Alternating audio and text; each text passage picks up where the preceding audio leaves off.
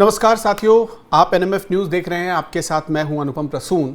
आज़ादी के करीब 77 साल हो चुके हैं, लेकिन उत्तराखंड अभी तक पूरी तरह से रेल कनेक्टिविटी हासिल नहीं कर पाया है। सोचिए, पहाड़ पर रहने वाले लोगों के ऊपर क्या गुजरती होगी जब उनको अगर कहीं जाना है तो बसों का इंतज़ार करना पड़ता होगा, घंटों इंतज़ार करना पड़ता होगा।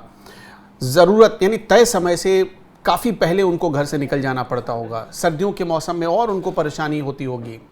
ये सारी चीज़ें अगर सोच कर देखेंगे आप तो आपको अंदाज़ा लगेगा कि जब उत्तराखंड में यानी पहाड़ पर रेल कनेक्टिविटी बढ़ जाएगी तो ऐसे लोग कितने खुश होंगे, उनकी ज़िंदगी कितनी आसान हो जाएगी। पहाड़ों तक सामान रसद कितनी आसानी से पहुंचाया जा सकेगा। और आप यकीन मानिए, मोदी सरकार और धामी सरकार यानी कि जो डबल इंजन जो खुद को कहते हैं, डबल इंजन की सरकार ने अब इसे सच करने का फैसला कर लिया है। आपने एक तस्वीर देखी होगी अब से कुछ देर पहले, ये पुष्कर सिंह धामी ने बाकायदा ट्वीट किया और उन्होंने उस टनल की तस्वीर दिखाई जो आने वाले दिनों में उत्तराखंड का भविष्य साबित हो सकती है। हम बात कर रहे हैं ऋषिकेश कर्णप्रयाग रेलवे लाइन की, जिसने अब आम लोगों की ज़िंदगी को आसान बनाने का संकल्प ले लिया है। भारतीय रेलवे के लिए उत्तराखंड में ऋषिकेश कर्णप्रयाग रेलवे लाइन काफ़ी चुनौतीपूर्ण परियोजनाओं में से एक रहा है, जिसका कुछ ही महीने पहले आपने देखा कि शिलान्यास भी हुआ, उसके एक हिस्से का उद्घाटन भी किया गया। उससे पहले शिलान्यास हुआ था। ये परियोजना पूरी तरह से उत्तराखंड में है। सबसे खास बात यह है कि पूरी तरह से उत्तराखंड में यानी पहाड़ों पर है और हिमालय की कठिन भौगोलिक चुनौतियों का सामना करते हुए ये परियोजना पूरी होगी। इस परियोजना के पूरा हो जाने के बाद उत्तराखंड के पहाड़ी इलाकों में जो कनेक्टिविटी है उसमें बहुत बड़ी क्रांति आने वाली है, यानी क्रांतिकारी परिवर्तन आने वाला है। ये कुल 125 किलोमीटर लंबी रेल लाइन होगी जो 5 जिलों से होकर गुजरेगी। वो 5 जिले उत्तराखंड के कौन कौन से होंगे? देहरादून, टिहरी गढ़वाल, पौड़ी गढ़वाल, रुद्रप्रयाग और चमोली। ये 5 वो जिले होंगे जहां से ये पूरी परियोजना गुजरेगी। इस रेलवे लाइन के बनकर तैयार होने पर दिल्ली और ऋषिकेश को देवप्रयाग और कर्णप्रयाग जैसे धार्मिक स्थलों से बहुत ही आसानी से जोड़ा जा सकेगा। अब ये देखिए कि सर्दियों के मौसम में पूरी तीर्थयात्रा बंद हो जाती है उत्तराखंड में, तो तीर्थयात्रियों और पर्यटकों के लिए, स्थानीय लोगों के लिए रोजगार की संभावनाएं बढ़ेंगी। ये वो टनल आप जो देख रहे हैं जो बनकर अब करीब करीब तैयार हो चुका है, इससे स्थानीय लोगों को काफ़ी फ़ायदा मिलेगा और जो बिज़नेस करने वाले लोग हैं उनको काफ़ी फ़ायदा मिलेगा। लोकल लोगों के लिए कनेक्टिविटी बढ़ जाएगी। ऋषिकेश कर्णप्रयाग परियोजना का ज़्यादातर हिस्सा सुरंगों से होकर गुजरेगा, जिसकी तस्वीर हम आपको दिखा ही रहे हैं। 125 किलोमीटर लंबी रेल लाइन में 16 मेन लाइन सुरंगों का निर्माण किया जा रहा है। मतलब 16 बड़ी सुरंगें होंगी जो आप देख रहे हैं जहाँ से रेल लाइन गुजरेगी। इन सुरंगों की कुल लंबाई 105 किलोमीटर है और 98 किलोमीटर लंबी 12 स्किप सुरंगें बनाई गई हैं। एक चीज़ और है कि ठीक एक दिन पहले, मतलब 30 जुलाई को, इसी महीने 30 जुलाई को रेल मंत्री अश्विनी वैष्णव ने ये बताया था कि इस पूरी रेल परियोजना में 13 मुख्य सुरंगें आएंगी, 9 स्किप सुरंगें आएंगी और अगर आप सबको जोड़ दें तो करीब करीब 200 किलोमीटर से ज़्यादा बड़ी ये परियोजना हो जाती है। ऋषिकेश कर्णप्रयाग रेलवे लाइन के निर्माण कार्य को गति देने के लिए 8 अतिरिक्त एडिट्स की पहचान की गई है। अब एडिट्स क्या होते हैं? हॉरिजॉन्टल पैसेज होते हैं जो टनल तक जाने के लिए इस्तेमाल किए जाते हैं। इन एडिट्स के ज़रिए सुरंगों की खुदाई के लिए और भी जगह बनाया जा सकता है, स्पेस बनाया जाता है, जिससे लंबी सुरंगों का निर्माण जल्दी पूरा हो सकता है।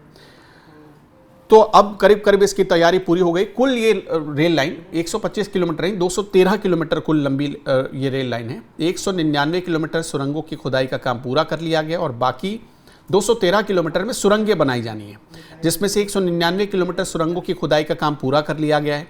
इस परियोजना के तहत पहली बार भारतीय रेलवे ने हिमालयी क्षेत्र में टनल बोरिंग मशीन का इस्तेमाल किया है, जिसे TBM कहते हैं, टनल बोरिंग मशीन।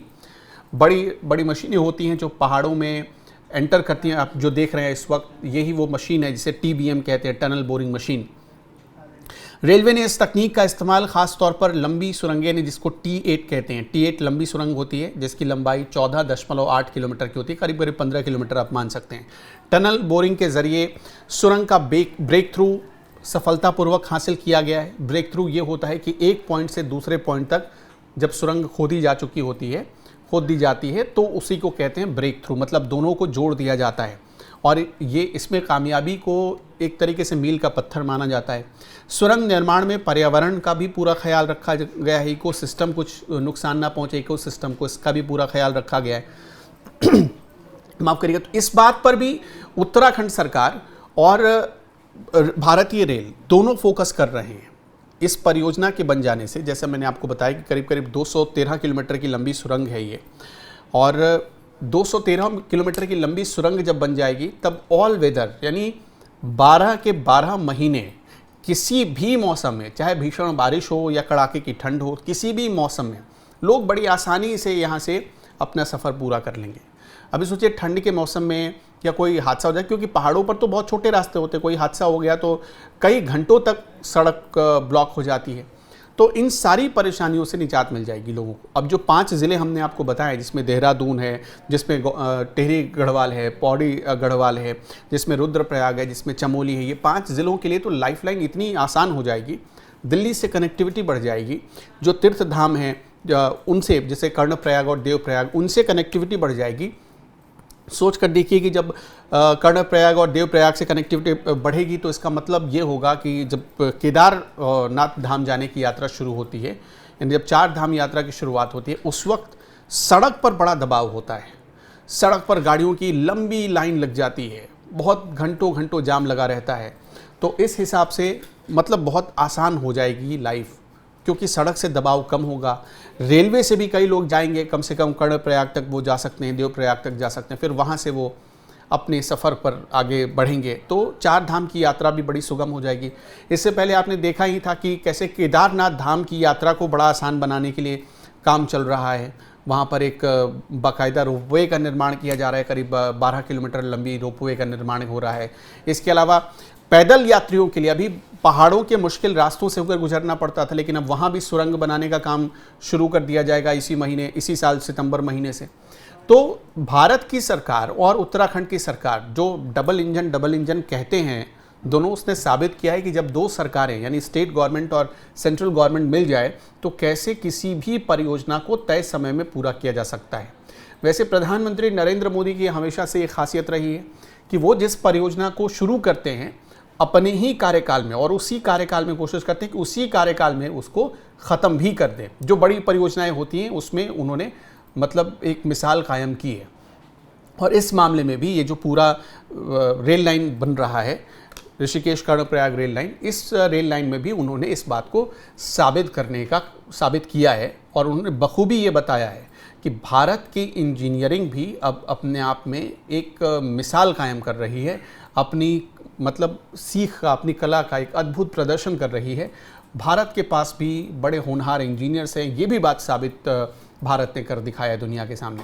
आपको क्या लगता है, ये जो पूरी रेल परियोजना जो करीब 213 किलोमीटर की है बन जाए, तैयार हो जाए तो कितना आसान हो जाएगा? आप पहाड़ों पर रहते हों, अपना अनुभव हमसे ज़रूर शेयर करिएगा।